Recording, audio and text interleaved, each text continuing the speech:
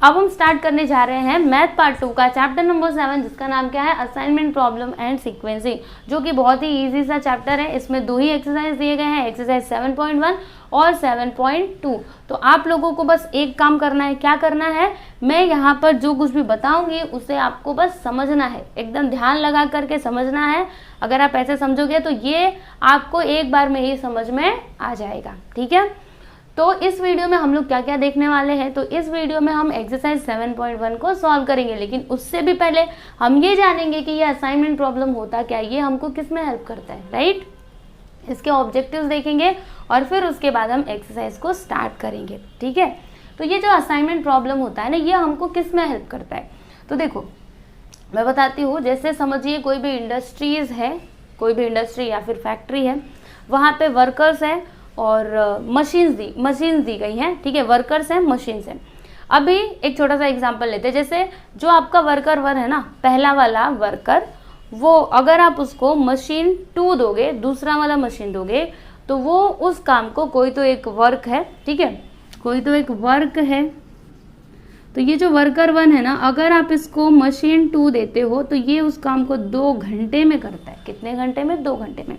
और अगर आप इसी को मशीन 1 देते हो तो ये इसी काम को, वर्क तो सेम है, सेम वर्क है, ठीक है, लेकिन इसको ये 1 घंटे में करता है, ठीक है।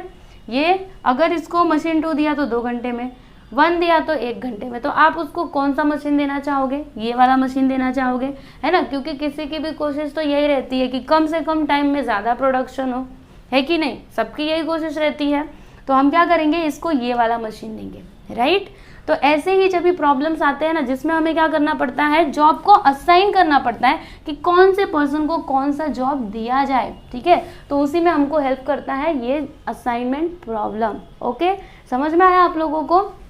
चलो अभी हम इसको डेफिनेशन की हेल्प से समझने की कोशिश करते हैं। तो assignment problem is a special type of problem, ये एक स्पेशल टाइप का प्रॉब्लम होता है which deals with allocation of various resources to various activities, allocation of various resources to various activities on 1-to-1 basis.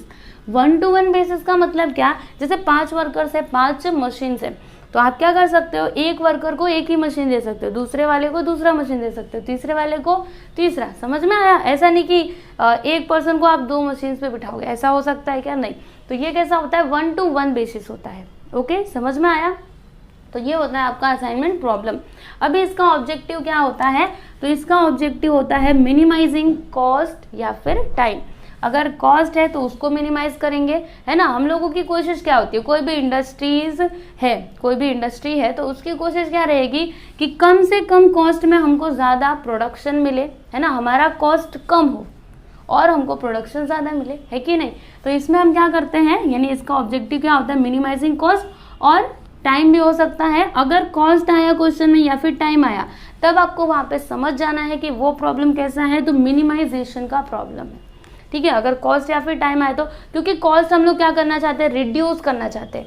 देखो cost को हम लोग क्या करना चाहते हैं, रिड्यूस करना चाहते हैं, टाइम को भी हम कम करना चाहते हैं, क्योंकि कम से कम टाइम में हमको ज़्यादा प्रोडक्शन चाहिए, राइट। समझ में आ रहा है आप लोगों को? तो कॉस्ट आया या फिर टाइम आया तो आपको समझना है वहाँ पे कौन सा प्रॉब्लम है, मिनिमाइजेशन का। और अगर क्वेश्चन में प्रॉफिट आया या फिर प्रोडक्शन या फिर सेल्स आया तो मैक्सिमाइजेशन का प्रॉब्लम है। प्रॉफिट हम क्या करना चाहेंगे, हमेशा बढ़ाना ही चाहेंगे। कभी हम चाहेंगे क्या कि हमारा प्रॉफिट मिनिमम हो, कभी नहीं चाहेंगे, राइट।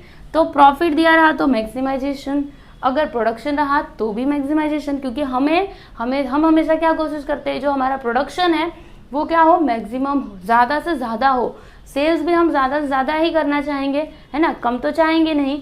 यानी अगर ये तीनों आते हैं तो फिर ये मैक्सिमाइजेशन का प्रॉब्लम है, आपको समझ जाना है। ओके, चलो अभी हम लोग यहाँ पे मेथड देख लेते हैं। तो असाइनमेंट प्रॉब्लम को सॉल्व करने के लिए हम एक मेथड का यूज़ करते हैं, जिसका नाम क्या है, हंगेरियन मेथड। कौन सा मेथड? Hungarian method. और ये मेथड बस मिनिमाइजेशन के लिए, देखो यहाँ पे लिखा है फॉर मिनिमाइजेशन। ओके, अगर आपको ऐसे क्वेश्चन में कॉस्ट या फिर टाइम दिया है, तब आप वहाँ पे इस मेथड का यूज़ करके क्वेश्चंस को सॉल्व कर सकते हो। अब अगर मैक्सिमाइजेशन का प्रॉब्लम आया तो उसका क्या, इसके लिए तो हम वो वाला मेथड यूज़ कर लेंगे, लेकिन अभी इसका क्या करें, तो ज़्यादा टेंशन लेने की ज़रूरत नहीं है। इसको हम क्या करेंगे, जो मैक्सिमाइजेशन का प्रॉब्लम रहेगा उसको हम मिनिमाइजेशन में कन्वर्ट करेंगे। अभी वो कैसे होगा, क्या होगा, वो मैं आप लोगों को जब एक्सरसाइज के क्वेश्चन सॉल्व करवाऊंगी तब मैं बताऊंगी, ठीक है। तो अभी के लिए बस आप इतना समझो कि अगर मैक्सिमाइजेशन का प्रॉब्लम दिया है तो उसको हम क्या करेंगे, मिनिमाइजेशन में कन्वर्ट करेंगे और फिर उसके बाद इस मेथड से क्वेश्चंस को सॉल्व कर लेंगे। ओके, अभी यहाँ पे कुछ स्टेप्स हैं, तो स्टेप्स मैं आप लोगों को जब भी क्वेश्चंस करवाऊंगी ना तभी बता दूंगी, अभी नहीं बताती हूँ, ठीक है। नहीं तो अभी आप सोच में पड़ जाओगी कि क्या करना है क्या नहीं करना है। तो जब भी क्वेश्चन सॉल्व करेंगे वहाँ पे आप बस देखते जाना, आपको समझ आ जाएगा, ठीक है। 3 से 4 स्टेप्स है, बहुत ही आसान है, बहुत ही आसान है हंगेरियन मेथड। बस आप 1-2 क्वेश्चंस करोगे ना, आपको प्रैक्टिस हो जाएगी और फिर खुद से ही क्वेश्चन सॉल्व करने लगोगे, ठीक है। तो कौन सा मेथड का यूज करते हैं, हंगेरियन मेथड का। It is used only for minimization. अगर मैक्सिमाइजेशन आया तो उसको मिनिमाइजेशन में कन्वर्ट करके फिर सॉल्व करेंगे। ओके, अभी इसमें कुछ स्पेशल केसेस होते हैं। पहला केस होता है अनबैलेंस्ड असाइनमेंट प्रॉब्लम, यानी जो आपका प्रॉब्लम दिया रहेगा वो अनबैलेंस्ड होगा, ठीक है, बैलेंस नहीं होगा, अनबैलेंस्ड। यानी कि 5 वर्कर्स है ना, 5 वर्कर्स है तो समझिए आपको 6 मशीन्स दे दी गई, तो ये क्या है, अनबैलेंस है। इसको बैलेंस बोलते हैं, जैसे 5 वर्कर है और 5 मशीन्स भी हैं, ठीक है, तो ये क्या है, आपका बैलेंस्ड है। लेकिन यहाँ पे ये 5 है, ये 6 है, यानी ये क्या है, अनबैलेंस्ड है। तो ऐसे जब भी प्रॉब्लम्स आए तभी आप क्या करोगे, क्योंकि बैलेंस रहेगा ना तभी आप ये हंगेरियन मेथड का यूज करके उस क्वेश्चन को सॉल्व कर सकते हो, ठीक है। लेकिन अगर ऐसा रहा तो क्या करोगे, तो इसमें हम क्या करते हैं ना, एक्स्ट्रा रो या फिर कॉलम अपनी रिक्वायरमेंट के अनुसार क्या करते हैं, उसमें ऐड करते हैं और फिर बाद में क्वेश्चंस को सॉल्व करते हैं, ठीक है। तो अभी जब ऐसा क्वेश्चन आएगा मैं आप लोग को बताऊंगी। फिर मैक्सिमाइजेशन प्रॉब्लम, वही मैक्सिमाइजेशन आया तो उसको मिनिमाइजेशन में कन्वर्ट करते हैं। उसके बाद रिस्ट्रिक्टेड असाइनमेंट प्रॉब्लम, अभी एक और टाइप का इसमें प्रॉब्लम आता है, रिस्ट्रिक्टेड असाइनमेंट, यानी कि आपको रिस्ट्रिक्शन दिया रहेगा। समझिए वर्कर 1 है तो वर्कर 1 को आप मशीन 2 नहीं दे सकते, ठीक है। यहाँ पे ऐसे करके कुछ रिस्ट्रिक्शंस दिए रहेंगे, तो वैसे टाइप के क्वेश्चन से हम लोग सॉल्व करेंगे। सारे टाइप के क्वेश्चन आपके एक्सरसाइज 7.1 में दिए गए हैं, ठीक है। और फिर लास्ट में है अल्टरनेट ऑप्टिमल सॉल्यूशन, यानी कि आपको ना अल्टरनेट सॉल्यूशंस मिलते हैं। ओके, तो ये भी मैं बताऊंगी बाद में। ओके, अभी के लिए बस आप इतना ही ध्यान में रखो, इससे ज़्यादा और कुछ भी नहीं सीखना है, बस यही था थोड़ा सा बेसिक। और मैं आप लोग को एक और बात बताना चाहूँगी कि एग्जाम में आपको क्वेश्चंस पूछे जाते हैं, आपको ये थियोरी नहीं पूछा जाता, ठीक है। तो क्वेश्चंस को एकदम ध्यान से समझो। अगर आपको इधर कुछ भी समझ ना आया हो, कोई एक आध चीज़ छूट गई हो जो आपको समझ ना आई हो, तो भी कोई बात नहीं है, क्योंकि आपको सम्स समझना जरूरी है, क्योंकि एग्जाम में सम्स ही आते हैं, सम्स दिए रहेंगे, उन्हें आपको सॉल्व करना रहेगा, है ना। तो मेन मोस्ट इम्पॉर्टेंट थिंग क्या है, एक्सरसाइज के क्वेश्चंस को समझना। ओके, तो अगर आप चाहते हो इसको लिखना तो लिख सकते हो। उसके बाद हम एक्सरसाइज 7.1 को स्टार्ट करते हैं। तो चलिए अभी हम एक्सरसाइज 7.1 को स्टार्ट करते हैं। तो ये है आपका क्वेश्चन नंबर 1, ठीक है। इसमें जॉब दिया गया है और मशीन्स का ना प्रोसेसिंग कॉस्ट दिया गया है इन रुपीस। जैसे जॉब पी के लिए फर्स्ट मशीन में कॉस्ट कितना है, 31 रुपीज, सेकेंड मशीन में कितना है, 25 रुपीज, फिर थर्ड मशीन में 33 रुपीज, फोर्थ मशीन में 29 रुपीज, ठीक है। ऐसे करके आपको ये डेटा दिया गया है, ठीक। अभी आपको यहाँ पे बताना क्या है वो देखो, find the optimal assignment to minimize the total processing cost. आपको यहाँ पे क्या बताना है, ऑप्टिमल असाइनमेंट। इसका मतलब क्या हुआ, जैसे देखो ये जो आपका जॉब पी है ना, इसके लिए हमको कौन से मशीन का यूज करना चाहिए, फिर क्यू के लिए कौन सा मशीन लेना चाहिए, आर के लिए कौन सा लेना चाहिए, एस के लिए कौन सा लेना चाहिए, जिससे जो हमारा प्रोसेसिंग कॉस्ट है ना, टोटल प्रोसेसिंग कॉस्ट, वो क्या हो, कम से कम हो, मिनिमम हो, ठीक है। वो आप लोगों को बताना है। तो ये आप कैसे करोगे मैं बताती हूँ। देखो सबसे पहले आपको अगर ऐसा क्वेश्चन आया ना, तो आपको ये चेक करना है कि ये बैलेंस प्रॉब्लम है या फिर अनबैलेंस्ड है, ठीक है। तो बैलेंस और अनबैलेंस आप कैसे चेक करोगे, देखो number of rows is equal to क्या होने चाहिए, नंबर ऑफ कॉलम्स होने चाहिए, ठीक है। तो अगर ऐसा क्वेश्चन है यानी कि वो क्या है, बैलेंस्ड प्रॉब्लम है। चलो यहाँ पे चेक करते हैं। देखो कितने रोज है, 1 2 3 4, 4 रोज है। कॉलम्स कितने, 1 2 3 4, 4 रोज 4 कॉलम्स, दोनों क्या है, इक्वल है ना, इक्वल है कि नहीं। ये क्या है, एक स्क्वायर मैट्रिक्स है, इसका ऑर्डर क्या है, 4 है, क्योंकि 4 रो 4 कॉलम्स। ओके, तो ये क्या है, आपका बैलेंस प्रॉब्लम। अगर आपका प्रॉब्लम बैलेंस प्रॉब्लम है तो आपको उसमें कुछ भी करने की ज़रूरत नहीं है। अगर अनबैलेंस्ड होता तो आपको क्या करना पड़ता, उसे बैलेंस करना पड़ता, ठीक है। लेकिन ये तो बैलेंस प्रॉब्लम है तो आपको कुछ भी नहीं करना है। अभी दूसरा चीज़ आप क्या चेक करोगे, ये मैक्सिमाइजेशन का प्रॉब्लम है या फिर मिनिमाइजेशन का। तो इसमें देखो क्या दिया गया है, कॉस्ट। कॉस्ट को हम क्या करते हैं, हमेशा कम करने की कोशिश करते हैं, यानी ये है मिनिमाइजेशन का प्रॉब्लम। तो अगर मिनिमाइजेशन का प्रॉब्लम दिया गया है तो आप डायरेक्टली यहाँ पे हंगेरियन जो मेथड है उसका यूज करके क्वेश्चंस को सॉल्व कर सकते हो। अगर मैक्सिमाइजेशन का रहेगा तो उसको सबसे पहले मिनिमाइजेशन में कन्वर्ट करोगे, उसके बाद हंगेरियन मेथड से उसको सॉल्व करोगे। ओके, तो ये है आपका मिनिमाइजेशन का प्रॉब्लम, राइट। तो यहाँ पे आप डायरेक्टली हंगेरियन मेथड का यूज कर सकते हो। तो चलो मैं आप लोगों को एक एक स्टेप बताती हूँ, एकदम ध्यान से देखना। पहला क्वेश्चन है, ठीक है, थोड़ी सी प्रॉब्लम होगी, लेकिन जैसे आप सेकेंड, थर्ड, फोर्थ, फिफ्थ ऐसे क्वेश्चंस करते जाओगे आपको धीरे धीरे सब कुछ क्लियर होते जाएगा। वैसे ये भी समझ आएगा लेकिन आपको थोड़ा नया नया लगेगा, ठीक है। चलो देखते हैं, सबसे पहला स्टेप क्या होता है इसमें। स्टेप नंबर 1, हम क्या करते हैं ना, रो मिनिमाइजेशन, यानी जो रोज है ना उनको करते हैं मिनिमाइज। तो यहाँ पे मैं लिखती हूँ पहले तो रो मिनिमाइजेशन।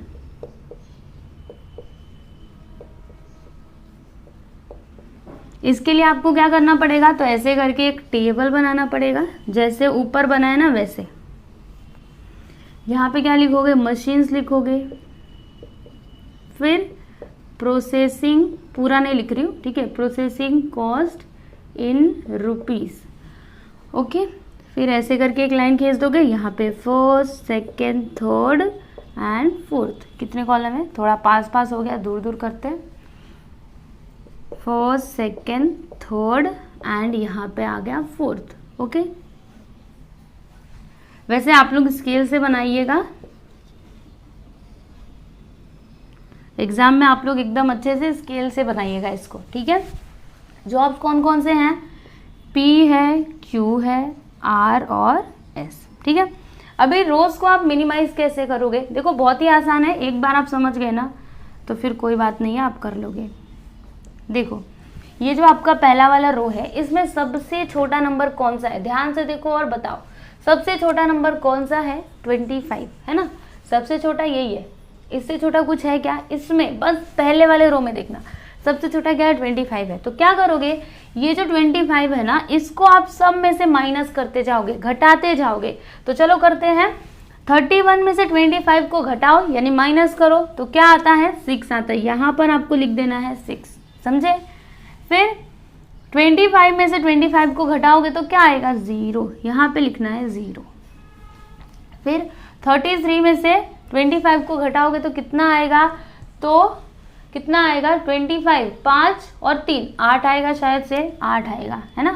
देखो 25, 26, 27, 28, 29, 30, 31, 32, 33, हाँ 8 आएगा। फिर 29 में से 25 को माइनस करोगे तो कितना आता है, 4 आता है, यहाँ पर लिख दीजिए 4, समझे। ये तो फर्स्ट रो को हमने मिनिमाइज कर दिया। अभी सेकेंड रो को, इसमें सबसे छोटा वैल्यू कौन सा है, एकदम ध्यान से देखो कौन सा सबसे, यहाँ पे सबसे छोटा क्या है, 21। तो क्या करोगे आप, 21 को हर एक में से माइनस करते जाओगे। तो चलो करते हैं, देखो 25 में से 21 को घटा दो, कितना आएगा, 4 आएगा। फिर 24 में से 21 को घटा दो, कितना आएगा, 3 आएगा, है ना। 21, 22, 23, 24, 3 आ जाएगा, ठीक है। फिर क्या है, तो 23 में से 21 को घटा दो, 2 आएगा, और 21 में से 21 को घटाओगे तो 0। ओके, अभी थर्ड रो में देखना, सबसे छोटा नंबर 19। तो क्या करोगे, 19 को सब में से घटाते जाना। तो 19 माइनस 19 0, 21 माइनस 19 तो 19, 20, 21 यानी कि 2 आएगा। 23 माइनस 19 तो कितना होगा, 19, 20, 21, 22, 23 यानी कि 4 आएगा। फिर यहाँ पे 19 माइनस 24 तो कितना आएगा, 19 है ना, 20, 21, 22, 23, 24 यानी कि 5 आएगा, ठीक है। समझ में आया आप लोगों को। अभी लास्ट वन, इसमें देखो सबसे छोटा नंबर कौन सा है, एकदम ध्यान से देखो कौन सा है सबसे छोटा, 34। तो क्या करोगे, सब में से 34 को माइनस करते जाना है। चलो करते हैं। तो यहाँ पर देखिए 38 माइनस 34 करेंगे तो कितना आता है, 4 आता है। 36 माइनस 34 करते हैं तो कितना आता है, 2 आता है। उसके बाद 34 माइनस 34 करते हैं तो 0 आता है, और 40 माइनस 34 करेंगे तो 6 आता है। ओके, यहाँ पे लिख दीजिए 6। तो यहाँ पर हमने क्या किया, रो मिनिमाइजेशन। समझ में आया रो मिनिमाइजेशन कैसे किया जाता है। ओके, तो सबसे पहला स्टेप आपका क्या होता है, रो मिनिमाइजेशन, यानी जो रोज रहते हैं उनको हम मिनिमाइज करते हैं। अभी हमारा सेकेंड स्टेप क्या होगा, देखिए यहाँ पे मैं लिख रही हूँ, ऐसे करके मैं एक लाइन खींच देती हूँ ऐसे, ठीक है। स्टेप नंबर 2, पहला स्टेप तो कंप्लीट हो चुका है। स्टेप नंबर 2 है आपका कॉलम मिनिमाइजेशन। रो के बाद कॉलम्स को मिनिमाइज करेंगे, तो लिखते हैं हम कॉलम मिनिमाइजेशन।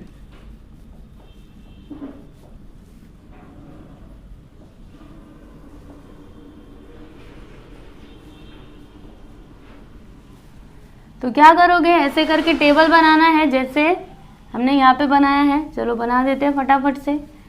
यहाँ पे लिखेंगे machines, processing cost, processing cost in rupees.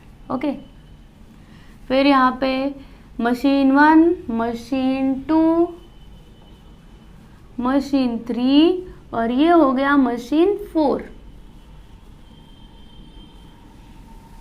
Okay, थोड़ा अच्छे से खींचते हैं।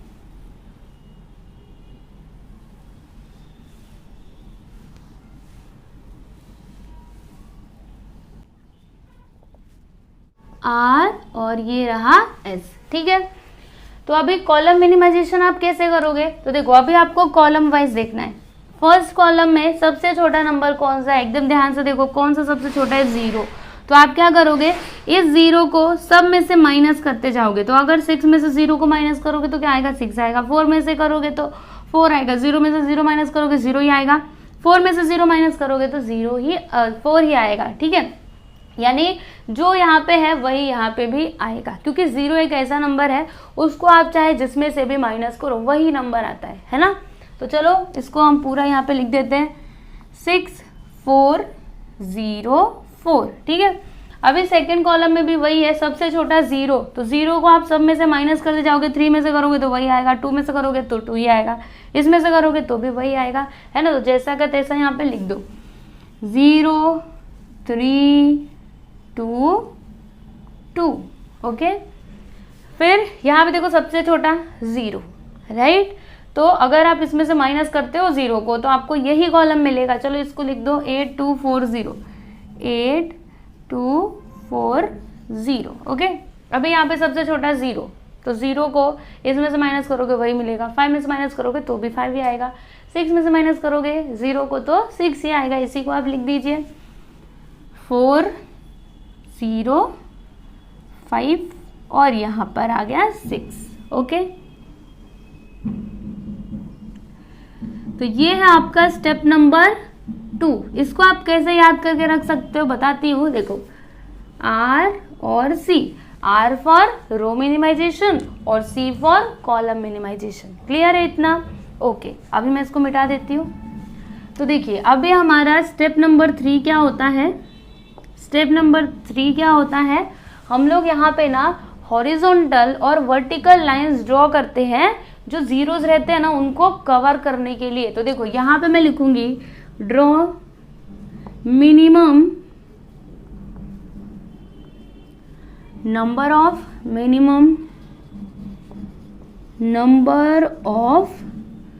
Vertical and horizontal lines to cover all zeros। Okay, हम क्या करते हैं यहाँ पे मिनिमम नंबर ऑफ वर्टिकल और हॉरिजॉन्टल लाइंस ड्रॉ करते हैं। किस लिए ड्रॉ करते हैं, तो जो जीरोस है ना उनको कवर करने के लिए, ठीक है। अभी आप देखोगे थर्ड स्टेप में, सबसे पहले तो यहाँ पे ऐसे करके टेबल बना दो मशीन्स, यहाँ पर लिखिए प्रोसेसिंग कॉस्ट इन रुपीस, फिर यहाँ पे पहला मशीन, दूसरा मशीन, तीसरा मशीन और ये चौथा मशीन।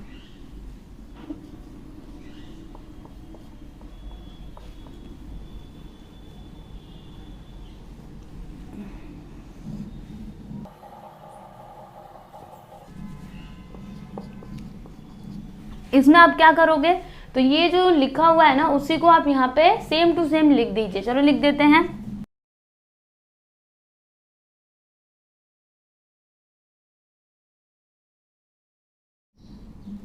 तो ये देखिए हमने ये टेबल बना लिया, जैसा टेबल यहाँ पे था वही टेबल हमने बना लिया। अभी इसमें करना क्या है, तो आप लोगों को यहाँ पे लाइंस खींचनी है। तो वो लाइंस आप खींचोगे कैसे, देखो हमें ना वो लाइन सबसे पहले खींचनी है जिस लाइन से मैक्सिमम नंबर ऑफ जीरो क्या हो, कवर हो। तो चलो देखते हैं। यहाँ पे पहला वाला अगर आप रो देखोगे तो इसमें एक ही जीरो है, राइट, एक ही जीरो है। तो इसको अभी जाने दो, हम कहीं पे देखेंगे कहीं पे 2 जीरो कवर हो रहे हैं क्या, तो उस लाइन को सबसे पहले खींचेंगे, ठीक है। अगर आप इसमें देखोगे तो एक ही जीरो, यानी अगर आप ऐसे लाइन खींचते हो तो एक ही जीरो कवर होगा। अगर आप थर्ड वाली लाइन खींचोगे तो मतलब इसमें देखोगे तो एक ही जीरो। अगर आप इसको लाइन खींचते हो, यहाँ पे ऐसे करके लाइन खींचते हो, एक ही जीरो कवर होगा, राइट। और यहाँ पे देखो एक ही जीरो है, यानी अगर आप ऐसे लाइन खींचते हो ना तो एक ही जीरो कवर होगा, समझे। चलो अभी ऐसे वर्टिकली चेक कर लेते हैं। तो अगर आप पहले रो में देखोगे एक ही जीरो है, अब समझिए आप ऐसे करके लाइन खींच रहे हो तो एक ही जीरो कवर होगा। दूसरे वाले में भी एक ही जीरो, यानी ऐसे करके लाइन खींचा तो भी एक ही होगा। यहाँ पे खींचोगे तो भी एक ही जीरो, यहाँ पे अगर ऐसे खींचते हो सीधा सीधा तो भी एक ही जीरो कवर होगा, ठीक है। यानी आप चाहे लाइन कहीं से भी खींचो, चाहे ऐसे खींचो चाहे ऐसे खींचो, एक बार में बस एक ही जीरो कवर हो रहा है, ठीक है। तो आप कैसे भी यहाँ पे लाइन खींच सकते हो, चाहे तो हॉरिजॉन्टल लाइन खींच दो, क्योंकि हमें क्या करना है, जीरोस को कट करना है, यानी उसके ऊपर से लाइन लेकर के ही जाना है, ठीक है। तो चाहे आप ऐसे लाइन खींचो या फिर ऐसे खींचो, ठीक है। चलो कैसे खींचे, मैं ना ऐसे हॉरिजॉन्टली खींचती हूँ। ये लो एक लाइन, हमने इस जीरो को कट कर दिया, यहाँ पे ये वाला जीरो, यहाँ पे ये वाला जीरो और यहाँ पे ये वाला जीरो, ठीक है।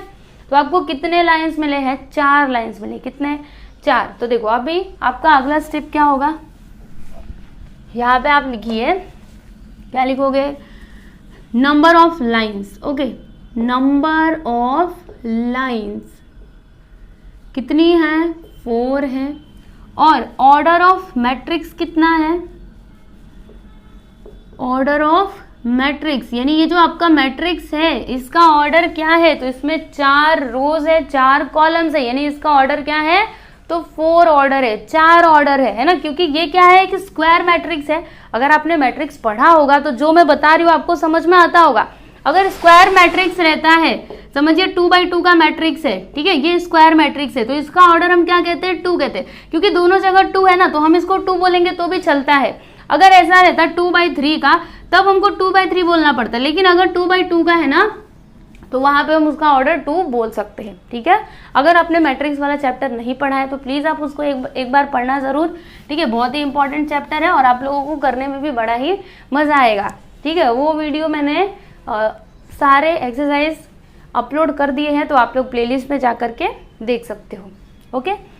चलो ऑर्डर ऑफ मैट्रिक्स कितना है, 4, यानी कि यहाँ पे जो हमको नंबर ऑफ लाइंस मिली है और ये जो ऑर्डर ऑफ मैट्रिक्स है दोनों क्या है, इक्वल है। यहाँ पे मैं लिखती हूँ कि since number of lines is equal to order of matrix, तो अगर ये दोनों इक्वल रहेंगे तो आपका सॉल्यूशन क्या हो जाएगा, ऑप्टिमल। तो यहाँ पे लिख दो therefore solution is optimal, solution is optimal. अब यहाँ पे सवाल ये उठता है कि अगर ये दोनों इक्वल नहीं होते तो क्या करते, तो कुछ नहीं करते, हम इसको ना आगे और भी इसको सॉल्व करने की कोशिश करते, ठीक है। तो उसके लिए दूसरा एक नियम है, वो मैं आप लोगों को जब भी अगला क्वेश्चन आएगा ना तो उसमें बताऊंगी, क्योंकि वो वाला क्वेश्चन ना एक बार में ऐसे आपको सॉल्यूशन नहीं मिल जाएगा, आपको बार बार यहाँ पे प्रोसेस करना पड़ेगा, यानी स्टेप 3 में ही रह करके करना पड़ेगा, फिर उसके बाद आप स्टेप 4 पे जाओगे, ठीक है। तो अगले वाले सम में आप वो भी सीख जाओगे, पहले आप इसको देखिए। तो इसका सॉल्यूशन क्या है, ऑप्टिमल है, राइट। तो स्टेप नंबर 3 हो गया ना, अभी स्टेप नंबर 4 यहाँ पे लिखते हैं। स्टेप नंबर 4, अभी हम क्या करेंगे ना, जॉब जो है ना उनको असाइन करेंगे कि ये जॉब को कौन सा मशीन हम लोग को यूज करना चाहिए, ये जॉब के लिए कौन सा मशीन यूज करना चाहिए। ठीक है, तो कैसे करोगे, पहले तो यहाँ पे लिख दो कि यहाँ पे लिखना है आपको assign. Okay, assign through zeros, zero के थ्रू हम क्या करेंगे, जॉब्स को असाइन करेंगे। ओके, तो यहाँ पे आपको क्या करना पड़ेगा, ऐसे करके टेबल बनाना पड़ेगा। ये डिट्टो जैसा है वैसा आप यहाँ पे बना दीजिए। तो चलिए फटाफट से बना लेते हैं।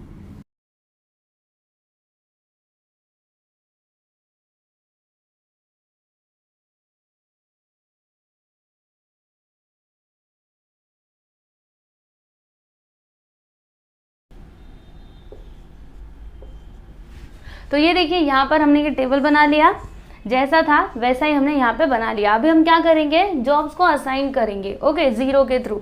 तो कैसे करना है, देखो बहुत ही आसान है, मैं आप लोगों को बताती हूँ। आप ऐसे रो वाइज चेक करो, जो आपका पहला रो है इसमें कितना जीरो है, एक ही जीरो है, दिखाई दे रहा है, एक ही जीरो है ना, तो आप इसको ऐसे करके असाइन कर दो, यानी कि बॉक्स बना दो। यानी जॉब पी के लिए हम कौन से मशीन का यूज कर सकते हैं, ये जो सेकेंड मशीन है ना उसका यूज हम लोग कर सकते हैं। ओके, समझ में आया। अभी इसको तो आपने असाइन कर दिया, इसको आपने बॉक्स बना दिया, लेकिन अभी आपको क्या चेक करना है कि इसके करस्पॉन्डिंग जो आपका कॉलम है ना उसमें कहीं पे भी जीरो नहीं होना चाहिए। यानी कि एक रो और एक कॉलम में बस एक ही जीरो होना चाहिए। ठीक है, एक ही जीरो होना चाहिए, मतलब क्या, आप एक ही ऐसे करके बॉक्स बना सकते हो। ऐसा नहीं कि यहाँ पे जीरो है तो यहाँ पे आपने बॉक्स बना दिया, तब तो वो गलत हो जाएगा। ओके, तो देखो इसके करस्पॉन्डिंग जो कॉलम है इसमें कहीं पे जीरो है, ध्यान से देखो है क्या, नहीं है ना, तो बस आपका काम एकदम सही चल रहा है। ओके, अगर कहीं पे जीरो रहता तो क्या करते हैं, ऐसे करके उसको कैंसिल करते, अगर जीरो रहता तो कैंसिल करते, नहीं है तो कोई बात नहीं। चलो अभी सेकेंड रो में चेक करो, कहीं पे जीरो दिखाई दे रहा है, देखो यहाँ पे ये रहा जीरो, तो आप ऐसे करके इसको बॉक्स बना दीजिए। इसके करस्पॉन्डिंग जो कॉलम है इसमें देखो कहीं पे आपको जीरो दिखाई दे रहा है, इसको छोड़ करके कहीं और पे जीरो है, नहीं है, नहीं है ना, तो कोई बात नहीं, रहने दीजिए इसको। थर्ड में चेक करो, जीरो कहाँ पे, यहाँ पे है, इसके करस्पॉन्डिंग कॉलम में कहीं पे जीरो है, नहीं है ना, तो बस रहने दीजिए, नहीं है तो कोई बात नहीं। अभी फोर्थ में देखो जीरो कहाँ पे, यहाँ पे, जिसको ऐसे करके बॉक्स बना दो, ये जो कॉलम है इसमें कहीं पे जीरो है क्या, नहीं है, तो बस रहने दीजिए। ठीक है, तो हमको हमारा सॉल्यूशन मिल चुका है, यानी जॉब पी के लिए हमको ये मशीन का यूज करना चाहिए, क्यू के लिए ये मशीन का, आर के लिए ये वाले मशीन का, पहले वाले मशीन का, और एस के लिए थर्ड मशीन का। अगर हम ऐसा करेंगे ना तो जो हमारा कॉस्ट है, प्रोसेसिंग कॉस्ट, वो क्या होगा, मिनिमम, यानी कम से कम होगा। ठीक है, इतना आप लोगों को समझ में आया। अब बस आपका एक और स्टेप बचा हुआ है, स्टेप नंबर 5, जिसमें हम लोग ऑप्टिमल सॉल्यूशन निकालेंगे। क्या निकालेंगे, ऑप्टिमल सॉल्यूशन, यानी आपका टोटल कॉस्ट होगा कितना वो तो बता दीजिए, और टोटल मिनिमम कॉस्ट कितना होगा वो तो बताना पड़ेगा ना।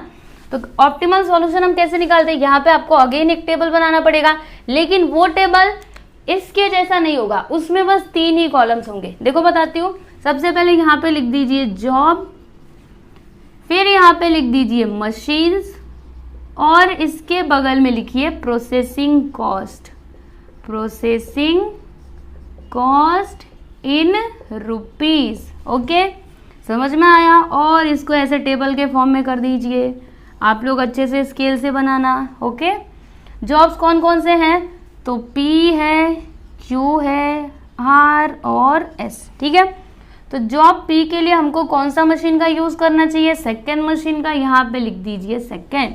अभी सेकेंड मशीन का प्रोसेसिंग कॉस्ट कितना है, तो ये आपको कहाँ से मिलेगा, देखो इसके लिए आपको ओरिजिनल टेबल में आना पड़ेगा, जो स्टार्टिंग में आपको टेबल दिया था ना क्वेश्चन में, उसमें आना पड़ेगा। इधर उधर मत देखना, नहीं तो गलती हो जाएगा। ठीक है, किधर देखना है, इधर।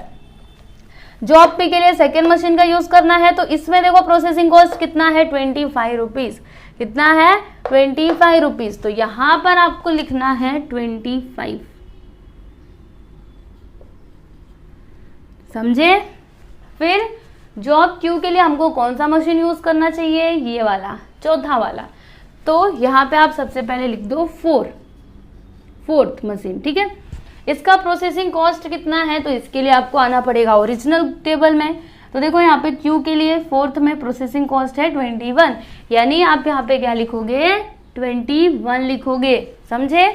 फिर R के लिए हमको कौन सा मशीन यूज करना चाहिए, पहला वाला मशीन, तो यहाँ पे लिख देना फर्स्ट। इसका प्रोसेसिंग कॉस्ट कितना है ये देखो 19, तो यहाँ पे आपको लिखना है 19। ओके, समझ आ रहा है ना, बहुत ही ईजी। फिर हाँ, ये S के लिए कौन सा मशीन यूज करना चाहिए, थर्ड वाला, यहाँ पे लिख दीजिए थर्ड। ये थोड़ा नीचे हो गया, इसको ऊपर करते हैं। ये देखो यहाँ पे आप लिख दीजिए थर्ड। अभी थर्ड का ये S के लिए थर्ड में प्रोसेसिंग कॉस्ट कितना है 34, तो यहाँ पे आपको लिखना है 34, ठीक है। तो अगर आप ऐसे मशीन्स का यूज करोगे ना, तो आपका जो प्रोसेसिंग कॉस्ट है वो क्या होगा, मिनिमम, यानी कम से कम कॉस्ट आपका होगा। तो चलो अभी हम इसका टोटल कर देते हैं, ठीक है। तो इसका टोटल करने के लिए हमको एक और यहाँ पे रो बनाना पड़ेगा। थोड़ा और नीचे आ जाते हैं, इसमें लिखेंगे टोटल। चलो इन सभी को आप कर दीजिए प्लस, तो करते हैं, इसको थोड़ा ऊपर लिखते हैं 19 और यहाँ पे 34, इन सभी को आप प्लस करते जाइए।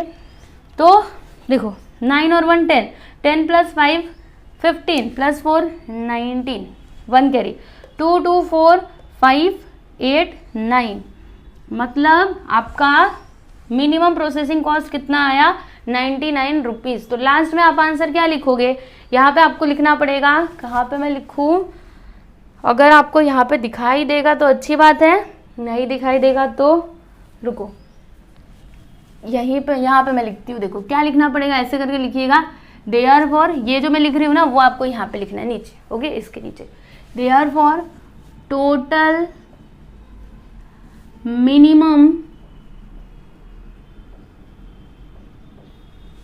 प्रोसेसिंग